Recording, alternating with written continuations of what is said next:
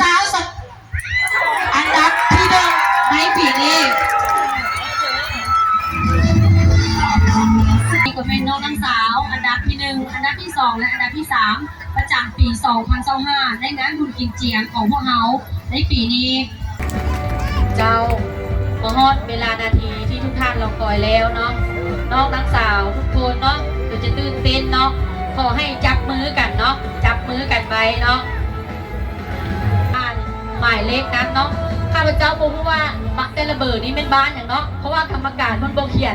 นใส่ให้เนาะข้าพเจ้าจะขออนุญาตอ่านเป็นเบอร์เลยเนาะถ้าว่าถือหมายเลขใด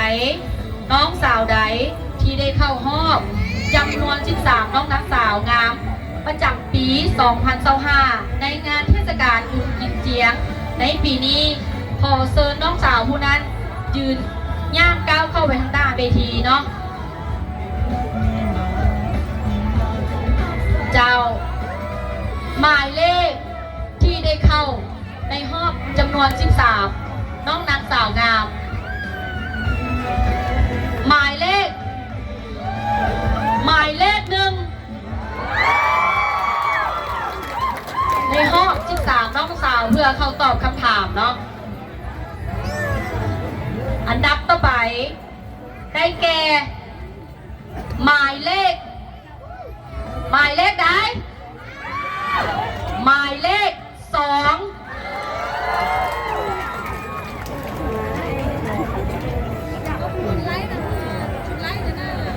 อันดับต่อไป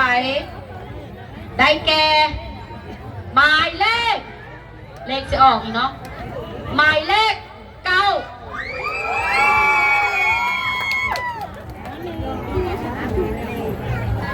จับมือกันยับเข้ามาเนาะไปแล้ว3น้องสาวยัง10น้องนางสาวงามหมายเลขผู้ที่เข้ารอบอันดับที่4เป็นแก่หมายเลข12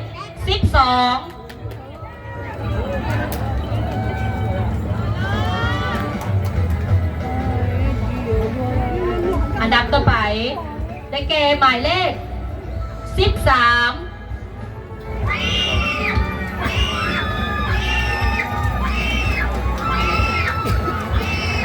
หมายเลขที่ได้เข้ารอบจำนวน13น้องสาวงามผู้ที่6ได้แก่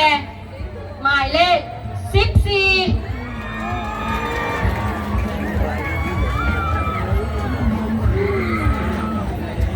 หมายเลขที่ได้เข้ารอบจำนวน13น้องสาว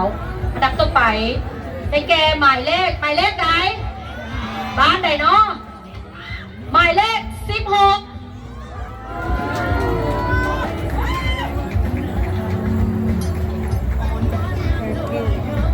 อันดับต่อไปได้แก่อยากหมายอีกเนาะ13คนเนาะได้แก่หมายเลข17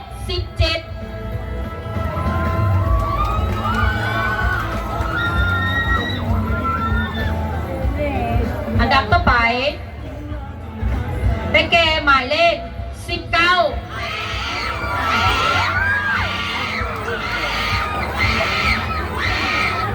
กองเสียหมายเลข19ข้ามเวทีนี้คนสนั่นขนาดเลยเนาะสงสัยจะเป็นนักเรียนจากม.มาสอนราคา12ของเขาเองอันดับต่อไปได้แก่หมายเลขสาวงามในดวงใจของใครหมายเลข22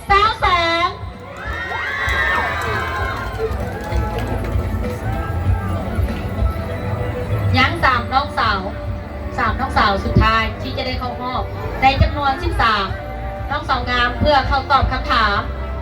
เพื่อชิงอันดับที่1อันดับที่2และอันดับที่3หมายเลขต่อไปได้แก่หมายเลข23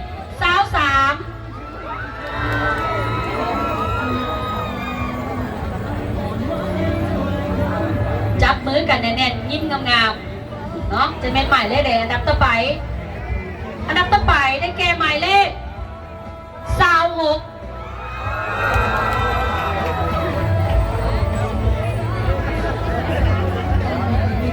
และผู้ได้เข้ารอบ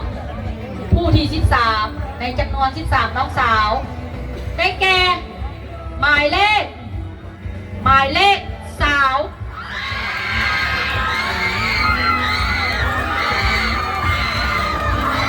เจ้านี่ก็ วมคะแนนมาให้กับทางพิธีกรของพวกเขาเนาะว่าแต่ละทานมาอยู่บ้านไหน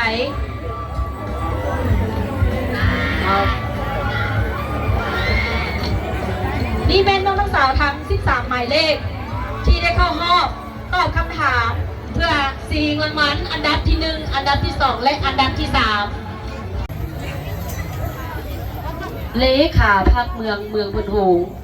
คนปัจจุบันมีชื่อว่าเนี่ยเลขาพรรคเมืองพนโฮคนปัจจุบันมีชื่อว่าเดียวใดโดยขอบใจสำหรับคำถามน้องขออนุญาตตอบเลขาพัดเมืองพนโฮคนปัจจุบันมีชื่อว่าท่านสันติพาสวีระเกตวัชรดาวขอขอบใจ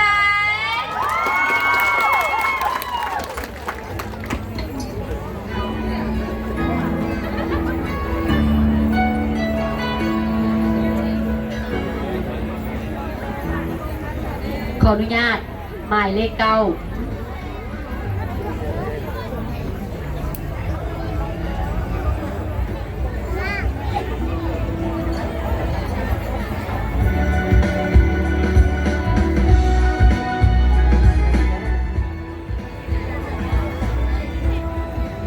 หมายเลข9คือคำถามที่ว่าเลขาพรรคแขวงนิจันทร์คนปัจจุบันมีชื่อว่าแนวใดอีกครั้งหนึ่งเลขาพรรคแขวงนิจันทร์คนปัจจุบันมีชื่อว่าแนวใดโดยขอขอบใจสำหรับคำถามน้องขออนุญาตตอบเลขาพรรคแขวงเวียงจันทร์คนปัจจุบันมีชื่อว่าท่านภูธนูเพชรสายสมบัติขอขอบใจ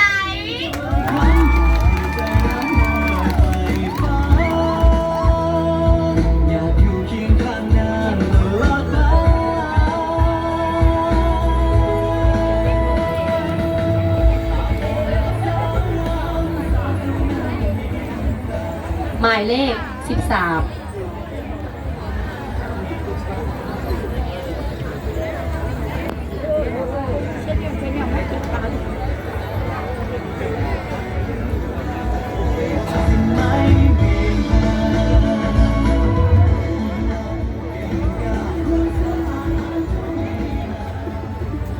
หมายเลข13ถึงคำถามที่ว่าประธานสภาประชาชนแห่งชาติคนปัจจุบันมีชื่อและนามสกุลว่าแนวใดอีกครั้งหนึ่งประธานสภาประชาชนแห่งชาติคนปัจจุบันมีชื่อและนามสกุลว่าแนวใดโดยขอบใจสำหรับคำถามน้องขอตอบประธานสภาประชาชนแห่งชาติคนปัจจุบันชื่อและนามสกุลท่านไซสุนทรพลวิหารขอขอบใจ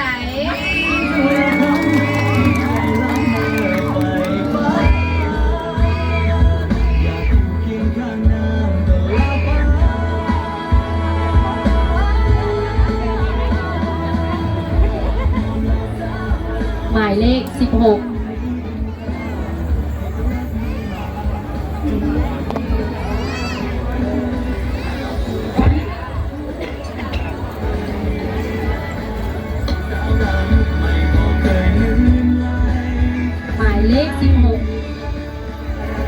ถึงคำถามที่ว่าสิ่งสาวของพมงมีจักสิ่งสาวอีกหนึ่งสิ่งสาวของพมงมีจักสิ่งสาวโดยขอขอบใจคำถามน้องขอตอบสิ่งสาวของพมงมี18สิ่งสาวขอบใจว่าเช่า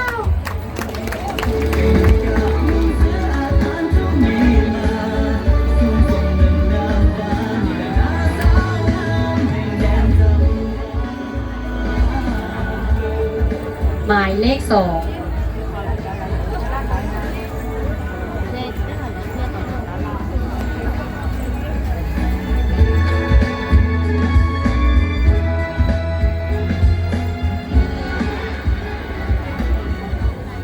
หมายเลข2ถือคำถามที่ว่าประธานสภาประชาชนแขวงเวียงจันทร์คนปัจจุบันมีชื่อและนามสกุลว่าแนวใดอีกทางหนึ่ง าชนแขวงยิ่งจันทน์คนปัจจุบันมีชื่อและนามสกุลว่าแนวใด โดยขอขอบใจสำหรับคำถาม ประธานสภาประชาชนแขวงเวียงจันทน์คนปัจจุบันนี้มีชื่อและนามสกุลว่าท่านบุญสอนเพชรลาวัน ขอขอบใจ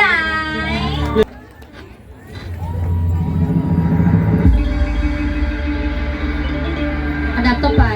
ขอเซิร์ชหมายเลข 14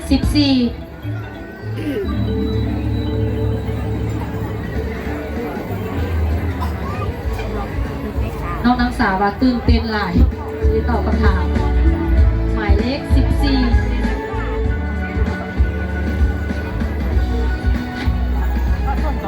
หมายเลข 14 ชื่อคำถามที่ว่า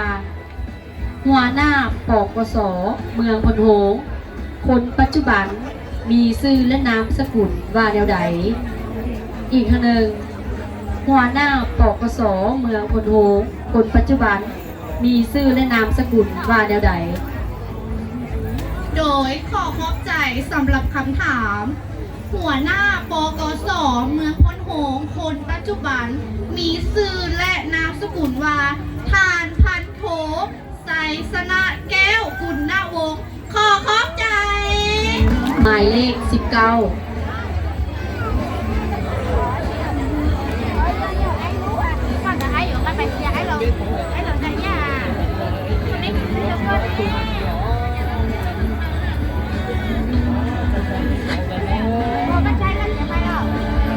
หมายเลข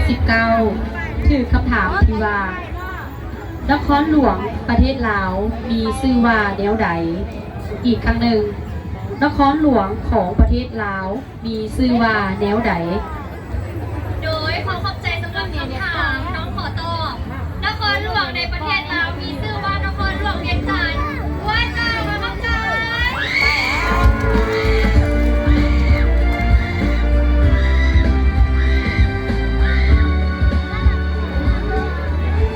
จับมือกันไว้เนอนยังหกน้องนางสาว ดับต่อไป ขอเซิร์ชหมายเลข23หมายเลข ถือคำถามที่ว่า ประเทศลาวของพวกเขาประกอบมีจักรแผงและจักรนครหลวง อีกเทื่อหนึ่ง ประเทศลาวของพวกเขาประกอบมีจักรแผงและจักรนครหลวง โดยขอขอบใจสำหรับคำถามน้องขอตอบประเทศลาวของพวกเขาประกอบมี17แขวงและ1นครหลวง ขอเข้าใจว่าเจ้า เลข12 ว่าแข่งเวียงจันทน์ประกอบมีจักรเมือง อีกเทื่อหนึ่งแข่งเวียงจันทน์ประกอบมีจักรเมือง โดยขอบใจสำหรับคำถามแขวงเวียงจันทน์ประกอบมีทั้งหมด11หัวเมืองว่าเจ้าขอขอบใจ ในงานบุญกินเจียงของพวกเราในปีนี้ ได้แก่หมายเลขเสียเดได้แก่หมายเลข1น้องเสียลียันบ้านนาบอก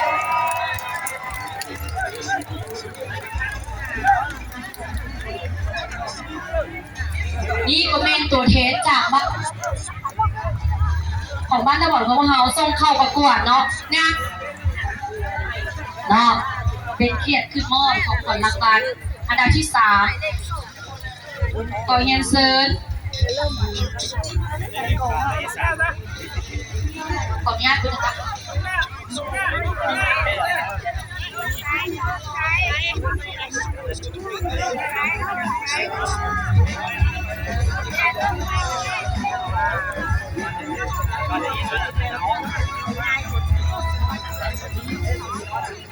ทุกกรรมการญาติพิธีกรอ่านผิดเนาะกับโมพินเนาะอยู่นี่เนาะอันดับที่อันดับที่3เนาะหมายเลข1ได้แก่ตัวแทนจากบ้านตะบอนส่งเข้าประกวดขอถือเฮียนเซินท่านทัพสิงห์ศรีหราชองประธานปกครองเมืองพุทโธคือมอบของขวัญและรางวัลเนาะขอเฮียนเซินพวกเขาจะมอบรางวัลไปพร้อมเลยเนาะอันดับที่3อันดับที่2และอันดับที่1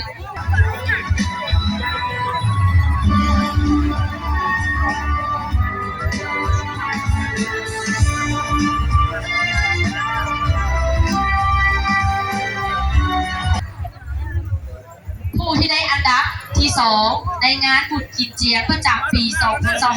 2025 อันดับที่2ได้แก่หมายเลขไหนกันหมายเลขไหนบ้านไหนขอกำลังใจให้น้องๆทาง12น้องยืนอยู่ในเวทีแห่งนี้บ้านไหนเสียงดังๆอันดับที่2น้องนางสาวงามประจำปีบุญกินเจีย 2025 ในมื้อนี้อันดับที่2ได้แก่หมายเลข26นางสาววันทาจากบ้านเพชรขับใจ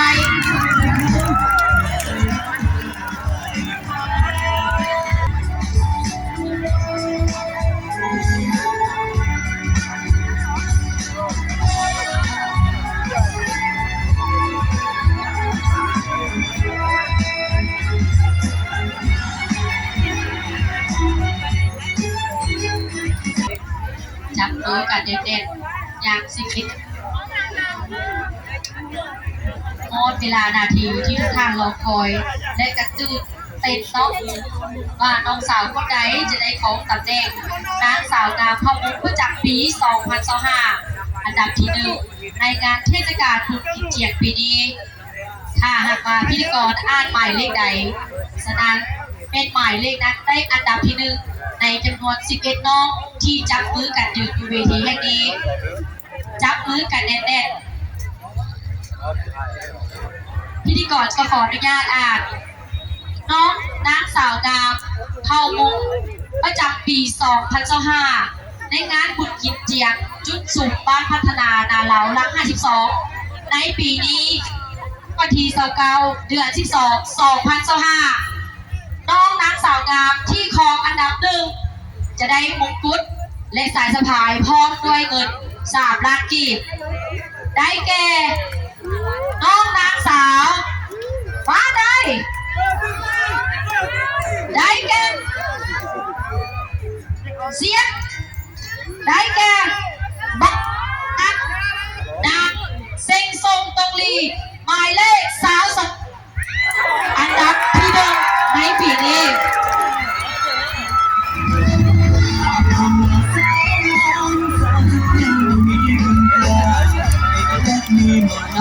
นี่เป็นน้องนางสาวงามอันดับที่1ประจำปี2025ที่ได้ของแดงประจำปี 2025 หมายเลข22เนาะขอกับเสียงบ้านน้องนะนี่ก็เป็นน้องนางสาวอันดับที่1อันดับที่2และอันดับที่3ประจำปี 2025ในงานบุญกินเจียงของพวกเราในปีนี้